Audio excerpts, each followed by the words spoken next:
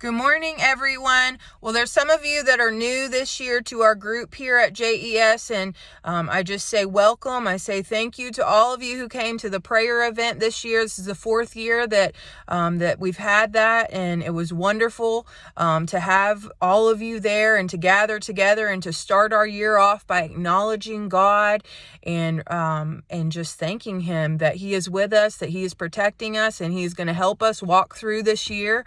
And we're going to do it together, right? And 4 years ago, I just wanted to create a space for us as believers here at our school to stay connected. So a group of us started meeting together in person, and then COVID happened, of course, and then it kind of went virtual. So it's just stayed virtual, and it works that way. So there's no pressure to do anything. This is just a place and a space that I want to be a blessing to you. I want it to be a place and a space where you can receive encouragement, where you can be reminded of God's truth for your life, where you can, if you need prayer about something, you can certainly send that out. We send prayer requests through email. If there's something you want to share, that's great. Or if not, that's fine too.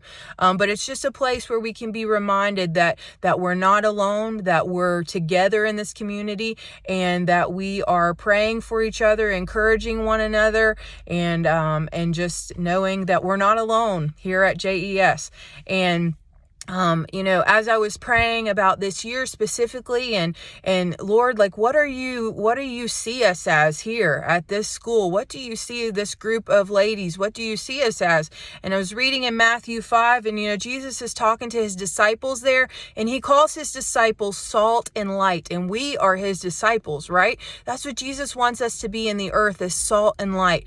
And that is what Jesus wants us to be here at JES, salt and light. So that is the name of this community now, is Salt and Light, because when there's a name attached to a community, I believe that it reminds us of purpose, it gives us vision, and it just helps us to stay focused on the right things. So in Matthew 5:13-16, Jesus says, "You are the salt of the earth, but if the salt has lost its taste, its strength, its quality, how can its saltiness be restored? It is not good for anything any longer, but to be thrown out and trodden underfoot by men.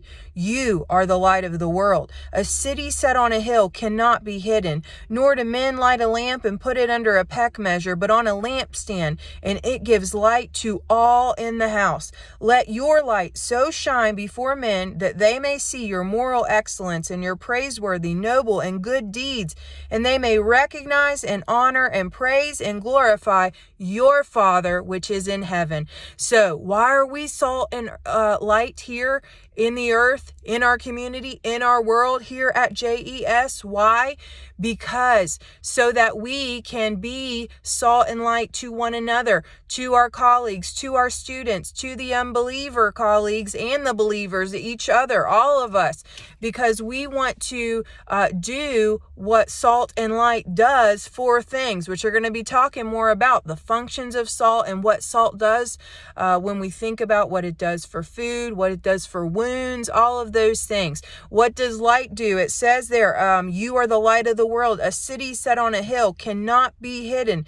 And it says that that the light gives light to all in the house. I love that, because that's what we should be doing. We should be giving light to all in the house of JES. We should be shining the light of Jesus by how we act, how we react in situations, by the words that we say, the actions that we choose, how we respond when someone hurts us, how we respond when we see someone's having a bad day. What do we do to bless them, to encourage them? Are we being salt and light to the people around us here at JES? And why are we doing it? At the end there, it's always back to Jesus. Why are we doing it? Why are we being salt and light? So that they may see your light shining. They may see you being the example, and they may do what? They may recognize and honor and praise and glorify your Father which is in heaven. So it's always going back to glorifying glorifying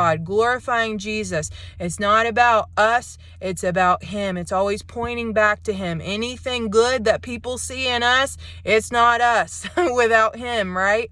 But you can be the salt and light here at JES. You are not alone. God has strategically placed you here for a reason, and we have been placed together for a reason, to unite as believers in our workplace, to encourage one another, to strengthen one another, to be an example to the unbelievers around us who don't know Jesus, to nurture and educate the children, for God to allow us to be salt and light and love to those children to shine, because we know those kids come to school with situations that we can't even imagine, or we don't know all the details, we can't figure out, but it's our job to be salt and light to those children, just like it is to be to our colleagues. So we're going to continue to unpack what it means to be salt and light, so that we really get a good picture of what Jesus has called us to here. And I'm excited about this. I'm excited that there's a name now to this community. I really feel like that, again, just gives us